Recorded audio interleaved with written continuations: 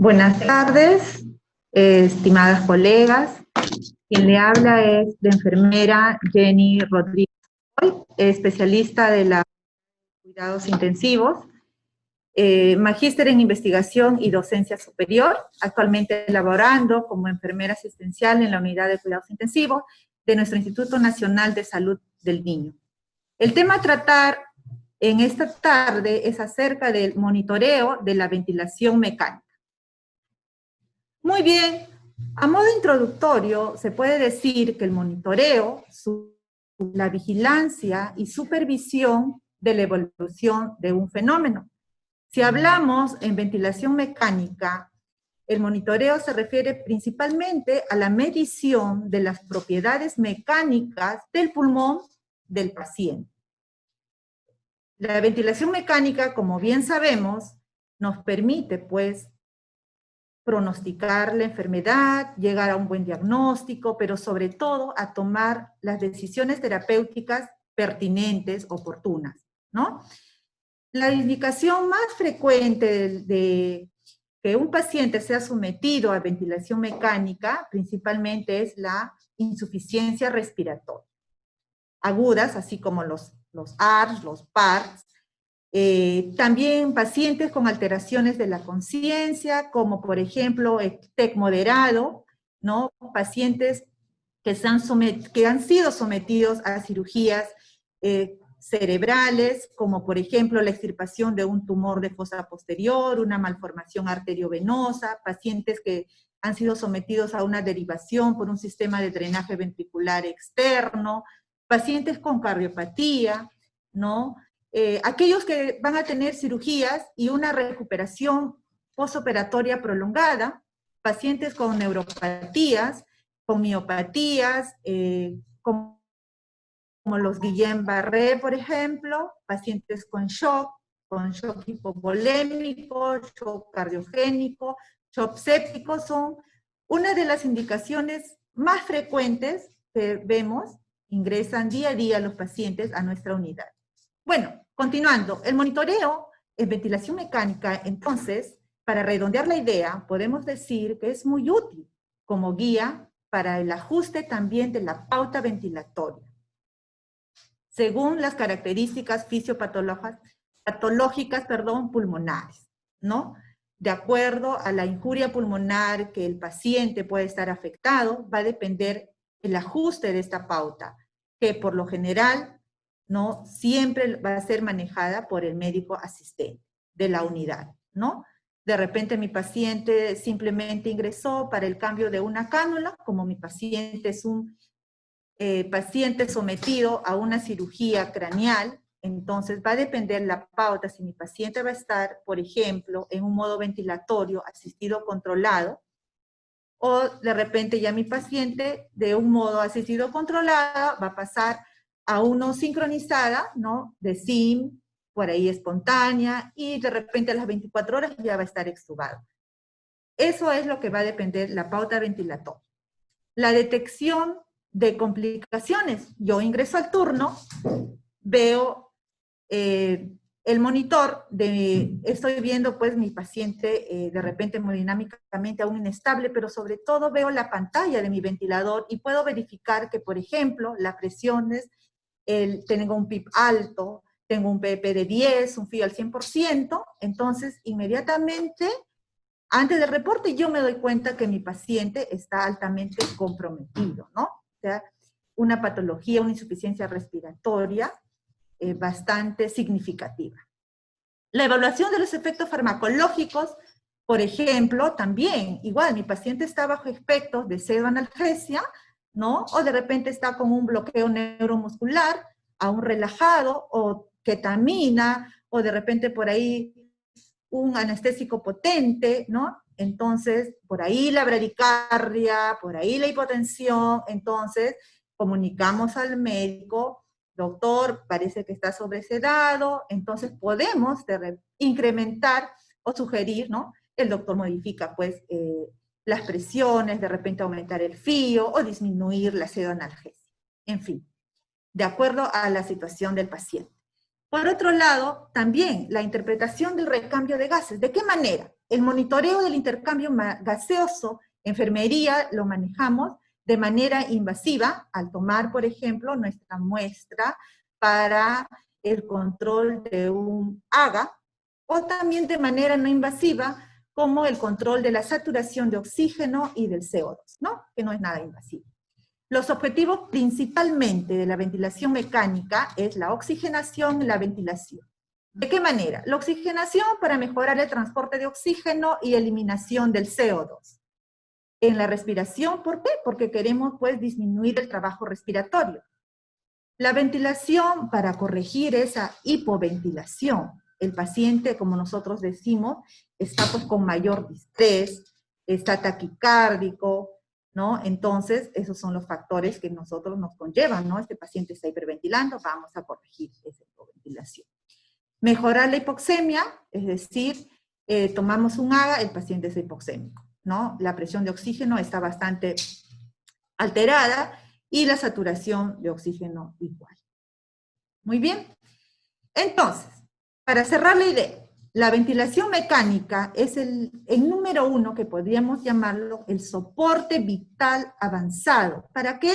Para sustituir o ayudar temporalmente. Eso es la intención, ¿no? Temporalmente la función respiratoria, ¿no? Una sustitución temporal, el paciente sale del cuadro, en este caso agudo, ¿no? Y la intención es nuevamente reincorporarlo, pues, ¿no? A su casita, al colegio, etcétera. Pero lamentablemente tenemos casos, incluso acá, en el Instituto Nacional del Niño, pacientes de una ventilación mecánica prolongada, ¿no? Pero eso es de acuerdo al diagnóstico, por ejemplo, las miopatías, o un traumatismo vértebro-medular, que comúnmente pues requieren una respiración asistida prolongada. Tenemos a nuestro paciente, ingresó a la unidad, está ya por conectar al ventilador. Lo que tenemos que evaluar rápidamente es la evaluación eléctrica, la evaluación del software y la evaluación neumática. La evaluación eléctrica, como su nombre lo dice, tenemos que ver sobre todo las conexiones eléctricas que están en buen estado, tenemos que verificar que el estabilizador pues esté prendido, ¿no? Para pues ver la corriente eléctrica. La evaluación neumática principalmente nos habla acerca del mezclador del aire y del oxígeno. Como ustedes pueden ver, esta es la parte de detrás del ventilador, ¿no? El Puritat anterior venía con una rama, como ustedes ven, color verde, que es el oxígeno, y la presión de aire, que es el color amarillo. Actualmente el Puritan 20980 viene pues el mismo color, pero igual está con una fuente de oxígeno y de aire comprimido, que luego van a estar mezclados pues en el ventilador mecánico para proporcionar gases pues húmedos y con una temperatura adecuada, ¿no? Las presiones medidas, por lo general, enfermería, lo que manejamos, los más conocidos, existen varias, pero los más conocidos son la presión inspiratoria pico, que es la presión máxima al final de la inspiración. Tenemos la presión meseta, que también se mide al final de la inspiración, pero sobre todo cuando el flujo está en 0, ¿no? Y eso va a permitir, pues, la distensión pulmonar. La presión de las vías aéreas y el PEP, que principalmente es, pues, la presión que se programa al final de la expiración. Es una presión positiva, donde vamos a evitar pues el colapso del alveolo. Acá tenemos una imagen, por ejemplo, acá tenemos un ventilador programado en modo presión y tiempo, donde vemos en esta gráfica la maniobra de la pausa expiratoria. Acá tenemos la presión inspiratoria pico prolongada, algo, y la presión meseta, ¿no? Que eso nos indica también, o la presión plato que le llama, y la presión media, y el PP, y el todo en un tiempo inspiratorio. Acá vemos la gráfica y acá vemos pues los bucles. Bueno, los cuidados de enfermería. Mi paciente ya está conectado, ¿qué es lo que debemos hacer?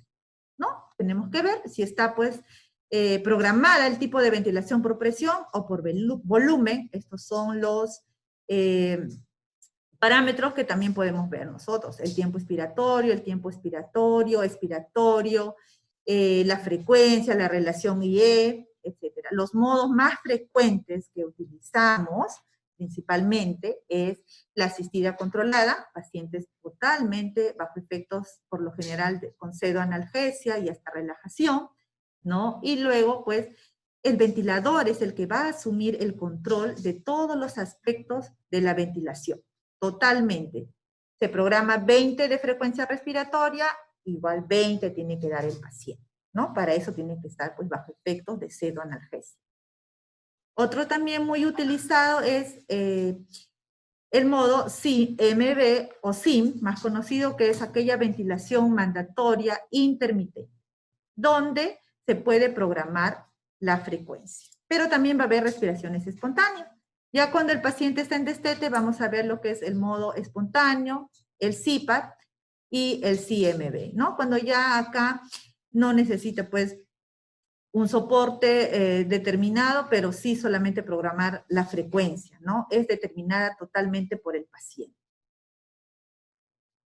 Acá tenemos un pequeño cuadro que podemos, digamos, resumir. La sustitución total por el ventilador aporta toda la energía. Acá tenemos los modos, el asistido controlado, el CMB, y una sustitución parcial para el paciente que de repente ya está despierto, está ya en destete. Podemos verlo, pues, el modo SIM, el modo CPAP y el PSE. En la asistida controlada tenemos que monitorizar principalmente, acá vemos la frecuencia, el tiempo inspiratorio, el FiO2, el PIP, el PEP y la sensibilidad. Mientras que cuando es asistida controlada por volumen, tenemos la frecuencia, el volumen tidal, el PEP, la sensibilidad, el FiO2. Tenemos la parte de humidificación. Principalmente está dado por la cámara humidificadora, que es esto de acá. Acá tenemos la cámara humidificadora. Para ello tiene que estar en un circuito cerrado, ¿ya? Con agua destilada por lo general y siempre manteniendo la asepsia. Acá vemos que está ingresando el agua destilada, siempre manteniendo la asepsia. ¿Para qué? Como su nombre lo dice, para humidificar el gas que va a ingresar, como anteriormente ya lo hemos visto, ¿no? El gas, el aire comprimido y el oxígeno. La posición de las trampas siempre deben estar por debajo del paciente, mientras mantener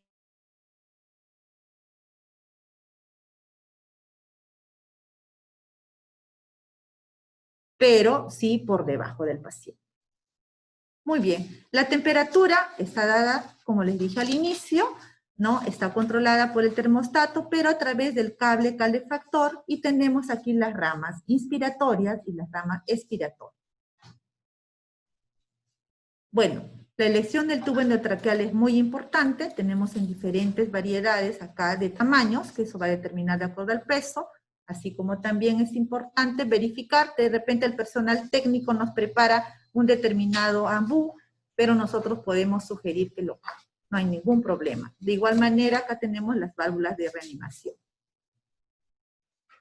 El tubo endotraqueal, bueno, la fórmula más, digamos, común o la que más usamos es principalmente el número de tubo endotraqueal, que lo tenemos acá, por 3. Tenemos un paciente que tuvo número 4. ¿En qué comisura debo calcular por 3? 12. No es lo que más utilizamos. La posición del tubo endotraqueal. Una vez que mi paciente ha sido intubado, tengo que, antes de conectar a mi paciente, verificar que la bolsa autoinflable esté, pues, en la posición insuflada. Y debemos verificar la expansión pulmonar, auscultando ambos campos pulmonares. La localización del tubo endotraqueal, vemos acá, de 4 a 5 centímetros por encima de la carina. Perdón. La aspiración de secreciones. Debemos utilizar barreras de protección. Auscultar al paciente. La presión de succión es de acuerdo a la edad del paciente. Debemos utilizar sonda de aspiración de acuerdo al número de tubo. instalar suero fisiológico en caso necesario. Los tipos son, tenemos dos, el abierto, como vemos acá, donde se desconecta al paciente para brindar ventilación a presión positiva con nuestro ambú, y el sistema cerrado, que es lo que muy frecuente se está utilizando, pacientes con presiones altas. Acá vemos el circuito cerrado, que esta es la sonda de aspiración, ¿ya? Acá tenemos la conexión del sistema del tubo endotraqueal, y en esta parte un orificio para poder ingresar de repente, para limpiar la sonda, ¿no? Generalmente se está utilizando bastante en pacientes con presiones altas. En ambos, el objetivo es eliminar las secreciones endotraqueales, mantener las vías aéreas permeables para una correcta ventilación. También nos ayuda a tomar muestras para cultivo y para evitar las neumonías no aspirativas. Muy bien. La posición del paciente en un ángulo de 30 grados, también puede estar del cúbito lateral derecho, izquierdo, evitar la posición dorsal, siempre a 30 grados. La posición prona es también fundamental para mejorar la oxigenación y la reexpansión de los alvéolos colapsados. También disminuye el trabajo respiratorio y mejora la perfusión sanguínea. Debemos proteger los ojos, los hombros, el tórax, la pelvis y el diafragma. El baño de esponja también lo realizamos, muchas veces con apoyo del personal técnico, o muchas veces lo hacemos solas a veces, ¿no? Suave, debemos utilizar masajes y cambios posturales de acuerdo a la condición del paciente. Puede ser en bloque, puede ser utilizando almohadillas, ¿no? Principalmente colocando en las zonas de presión, ¿no? En los sacos, en los codos, para evitar las úlceras por presión. Los cuidados de la cavidad oral, muy importante. Actualmente estamos utilizando clorexidina, al 0.12%, 3 veces al día, para mantener pues los labios humidificados. También podemos utilizar mantequilla de cacao, porque si no, no vamos a poder verificar si mi paciente está hidratado, porque los labios están secos, ¿no? Tenemos que mantener la cavidad oral siempre limpia, o también para cambiar el pH podemos utilizar el bicarbonato. Los ojos, muy importante, tenemos que también mantenerlo siempre ocluidos. Un estudio nos habla acerca de la importancia del cuidado de los ojos en pacientes, por ejemplo, sedados, en la unidad de cuidados intensivos. Según la revista médica de enfermería, nos recomiendan utilizar una gasa para cada ojo, limpiar cuidadosamente sin frotar. Podemos aplicar lágrimas artificiales dentro del párpado inferior y secar el exceso, y también se puede aplicar soluciones, pues, ungüentos oftálmicos, ¿no? Indicados. Mantenerlo fluido de preferencia, pacientes relajados, sedados. Aunque aparentemente es un cuidado rutinario, ¿no? En el cuidado de enfermería, pero es absolutamente necesario para nosotros, pues, evitar las indeseables secuelas, ¿no? Desde una simple conjuntivitis que podría llegar hasta una úlcera corneal. La nutrición es muy importante también. El paciente crítico presenta el estado hipermetabólico, lo que conduce a una rápida desnutrición. El paciente no asimila como debe ser, el volumen está restringido, ¿no? El metabolismo está alterado, entonces, de todas maneras, va a necesitar alimentarse, ¿no? Porque lamentablemente la demanda calórica está incrementada, pero no es suficiente lo que ingresa. Los tipos de alimentación. Los tipos de alimentación principalmente tenemos la enteral y la parenteral. En la enteral tenemos, por ejemplo, a través de una sonda nasogástrica, una sonda nasoduodenal, una sonda nasoyeyuno y una gastrostomía, como en este caso. parenteral a través del famoso NPT, o los lípidos a través de un catéter central siempre. Tenemos aquí un artículo sobre soporte nutricional del paciente crítico, donde se preguntan a quién, cómo y cuándo, ¿no? Esto fue publicado en Madrid hace poco tiempo, que nos habla que los efectos, algunos dicen que son perjudiciales, algunos dicen que no, pero en conclusión se llegó a que la nutrición enteral debería iniciarse dentro de las primeras 36 horas, y de preferencia con una sonda transpilórica para evitar la broncoaspiración. Acá tenemos la hoja de monitoreo de ventilación mecánica, está al reverso generalmente, donde nos habla, lo que utilizamos en la unidad de cuidados intensivos, sobre la evaluación del estado general del paciente. Nosotros somos los que registramos hora a hora, horario, donde habla del color de la piel, si el paciente, la condición del estado de conciencia, está despierto, está somnoliento, está en sopor, ¿ya? Tenemos aquí, por ejemplo, pacientes, si está con tubo endotraqueal, el tipo de secreciones que pueda tener, cómo está el murmullo vesicular, y vamos poniendo acá la evaluación del Glasgow y el modo ventilatorio, ¿no? Que hablamos acá de ventilación mecánica, ¿en qué modo está? Está en AC, está por volumen, está en espontánea, en SIN, en CPAP, y las presiones.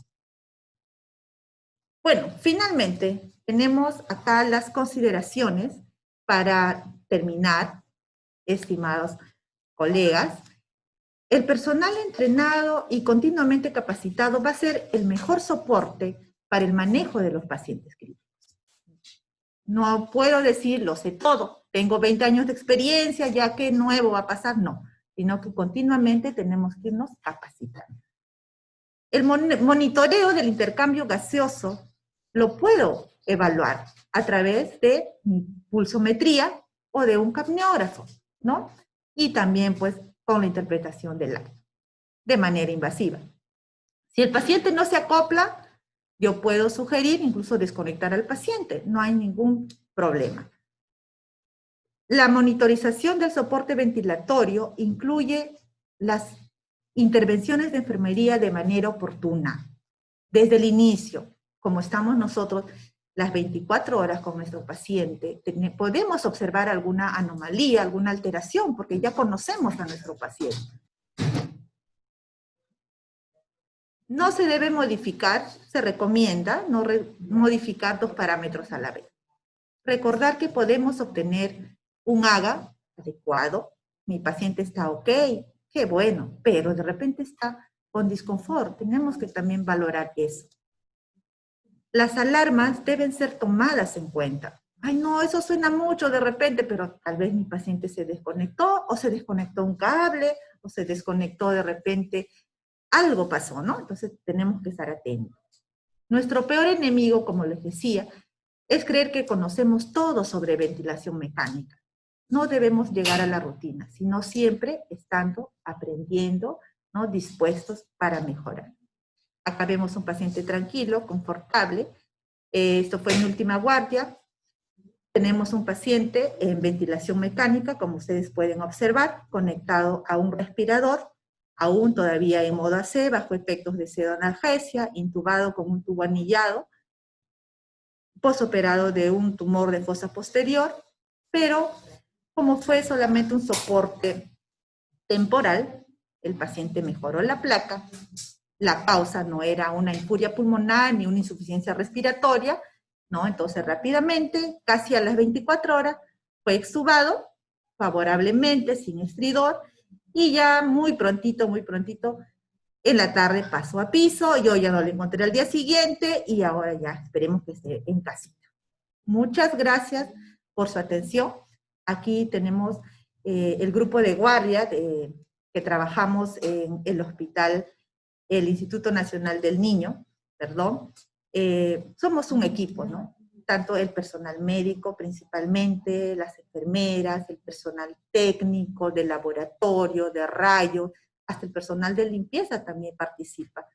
Entonces, tenemos que estar, pues, nosotros al lado de nuestro paciente, y el monitoreo nos va a ayudar, pues, principalmente a identificar alteraciones y actuar oportunamente.